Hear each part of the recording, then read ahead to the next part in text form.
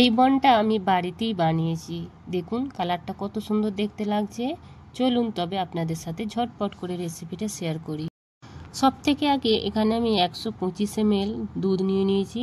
হালকা গরম আছে দুধটা, বেশি গরম হলে চলবে না, আবার ঠান্ডা হলেও চলবে না, হালকা গরম হতে হবে। এবার এতে আমি দিয়ে দেব 1 চামচ পিসা চিনি। চিনিটা পিষে নিয়েছি, আর এইটাকে আগে মিশিয়ে নেব ভালো করে, খুব সুন্দর করে দুধে মিক্স করে নেব। এই দেখুন, এবার এতে আমি দিয়ে দেব 7 গ্রাম ইস্ট। এটাকেও ভালোভাবে মিক্স করে নেব। মিক্স করে নিয়ে কমসে কম 10 থেকে 15 মিনিটের জন্য আমি এখন সাইডে রেখে দেব। 15 মিনিট পরে বন্ধুরা দেখুন ইস্টটা এইভাবে ফুলতে হবে। যদি না ইস্টটা ফোলে তাহলে কোনো ফায়দাই নাই, এতে ময়দা না দেওয়াই ভালো। তো এই দেখুন এরকম হতে হবে। এখানে আমি 275 গ্রাম ময়দা নিয়েছি। ময়দাটাকে চেলে নিয়েছি, আর চেলে নেওয়া খুবই জরুরি। এবার এতে আমি দিয়ে দেব 15 গ্রাম পাউডার দুধ, আর দেবো এতে আমি 50 গ্রাম পাউডার চিনি। চিনিটাকে পাউডার করে নিয়েছি। টোটাল এতে 60 গ্রাম চিনি যাবে। প্রথমে ইস্টে আমি 10 গ্রাম দিয়েছিলাম চিনি, আর এতে এবার দিয়ে দেবো একটা ডিম, আর স্বাদ অনুযায়ী অল্প করে একটু নুন দিয়ে দেব। দিয়ে এগুলোকে আগে হাতে করে মিক্স করে নেব। এ দেখুন এতে এবার যে ইস্টটা আমরা রেখেছিলাম সেটা এবার অল্প অল্প করে দিয়ে একটা ডো বানিয়ে নেব।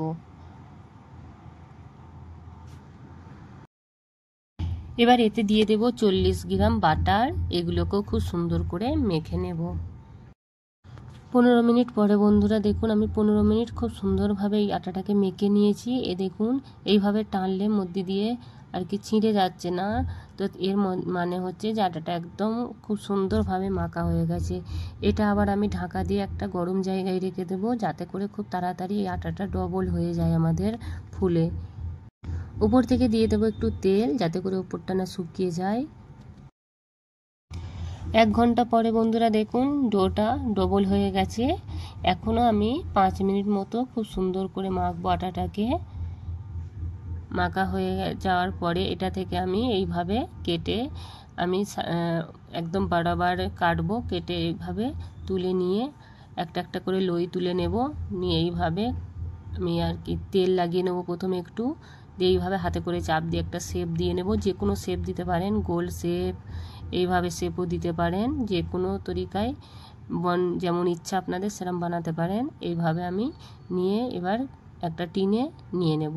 এগুলোকে আমি চুলায় বানাবো না, আমি ওভেনে বানাবো, তো তার জন্য আমি টিনে এগুলোকে নিয়ে এবার এতে আমি অল্প অল্প করে ব্রুশে করে তেল লাগিয়ে নেব, যাতে করে না উপরটা শুকনো হয়ে যায়। এখনও এটা যখন ডবল হয়ে যাবে তারপরে আমি এটাকে বেক করে নেব। এগুলোকে ঢাকা দিয়ে একটা গরম জায়গায় রেখে দেব। এই দেখুন আমি ঢাকা দিয়ে রেখে দিয়েছিলাম গরম জায়গায়। 1 ঘন্টা পরে দেখুন একদম ফুলে গেছে, ডবল হয়ে গেছে।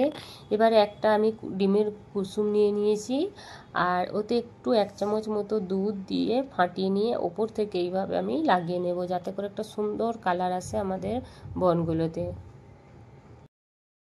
আমাদের বনগুলো একদম রেডি হয়ে গেছে। দেখতে কত সুন্দর লাগছে, খেতেও খুবই মজাদার হয়েছিল, নরম খুব হয়েছিল।